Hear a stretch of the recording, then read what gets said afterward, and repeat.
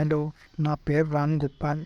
ఈరోజు మీతో నాకు తెలిసిన కొన్ని విషయాలు మీకు చెప్తాను అనుకుంటున్నాను. ముఖ్యంగా క్లౌడ్ కంప్యూటింగ్ గురించి. క్లౌడ్ కంప్యూటింగ్ అంటే ఏంటి, కోడింగ్ అంటే ఏంటి, కోడింగ్కి, క్లౌడ్ కంప్యూటింగ్కి, క్లౌడ్ సర్వీసెస్ సంబంధం ఏంటి నేను చెప్పడానికి ప్రయత్నిస్తాను. ముఖ్యంగా నేను చెప్పాల్సుకుంది ఏంటంటే, స్టూడెంట్స్ అండర్స్టాండ్ చేసుకోవాల్సింది ఏంటంటే, ఉన్న ఆన్లైన్ కోర్సెస్ ఏంటి. ఫర్ ఎగ్జాంపుల్, కాట్లిన్ అనే ఒక కోర్స్ ఆన్లైన్లో, అది ఫ్రీగా చాప్టర్ వైజ్గా క్లాసెస్ ఉంటాయి.